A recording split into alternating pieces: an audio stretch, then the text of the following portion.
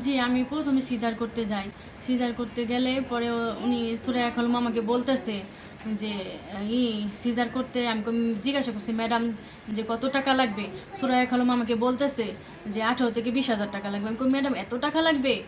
Madam ওষুধ পানি দিয়া ক্যাবিন ভাড়া দিয়ে কত লাগবে? উনি বলছে যে 28-30 এমন বলছে। বলার পরে তাই আমি কইছি আচ্ছা ঠিক আছে। ম্যাডাম আমাকে ভর্তি কইরা ভর্তি হয়েছি। ভর্তি করার পরে 3টের দিকে সিজার করছে। সিজার করার পরে আমার যখন সিজার ওটিতে নিয়ে গেছে, নিয়ে যাওয়ার পর আমার সিজার করছে, আমার বাচ্চাটা বের করছে, তখন তারপরে আমাকে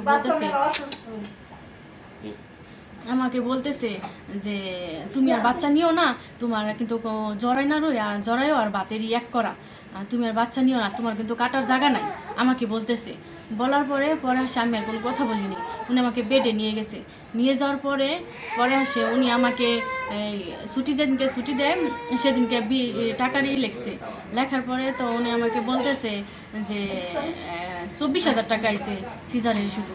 তাই ম্যাডাম 24,000 টাকা পরে আমি আবার কানতেছি, 24,000 টাকা আপনারা বলেন 18-20,000 24,000 চান কেন? কয় আমি একটু কষ্ট করছি, এখন কি আমি কি 2-4 হাজার টাকা বেশি নিতে পারি না? এ কথা বলতেছে। আমি কই ম্যাডাম তো এত। তারপরে আমাদের কাছ থেকে উনি করে 22,000 টাকা নিছে। 22,000 টাকা নেওয়ার পরে পরে আমাদের ছেড়ে দিছে, আমরা চলে গেছি।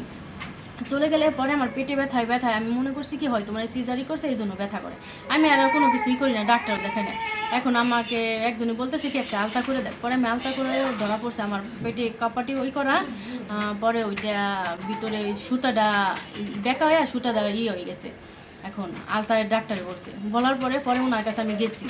উনি আমার আলতা রিপোর্ট দেখছে। উনি বলতেছে যে আমি তোমার এই কাপাটি মাপাটি পড়াই নেই, তুমি তো যে একটা মানুষ, তুমি তো আমার একটা করবা, এই কথা বলতেছে। পরে আমার যে কাগজ আছিল, যে আসছিল প্রেসক্রিপশন, এগুলো ছবি তুলে রাখছে। ছবি তুলে রাখে পরে আমাকে বলতেছে তুমি কি বাচ্চা ফালাইছো না করছো, কোনতে কি করছো দেখো গা। পরে আমার এই কথা বলছে। পরে আমি বলছি ম্যাডাম আমি তো কোনো বাচ্চা কিছু ফালাই না, আপনার কাছ থেকে তো সিজার হয়েছে, এটা তো কাগজপত্র, এটা তো আপনি আসেন, আপনিই তো আমার সব কিছুই করছেন। পরে বলার পরে উনি আমাকে বলছে 500 টাকা ভিজিট দিছি, উনি 500 টাকা নিবে না। কয় প্রথমে ঝামেলা করো না, তুমি আইসাইরা প্রথম কাস্টমার ঝামেলা করো না, তুমি আমার ভিজিট দাও, 600 টাকা দাও। পরে উনি আমার কাছ থেকে জোর করে 600 টাকা নিছে।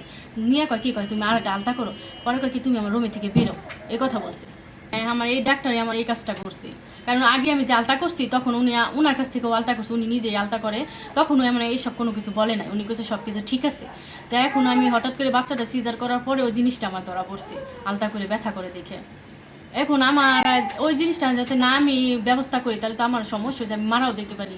আমার মাংস তো ওই যে সুতাটা হয়ে গেলে আমার তো ক্যান্সার হয়ে যেতে পারে। এখন আমি চাই আমার ওই জিনিসটা যেভাবে ও করার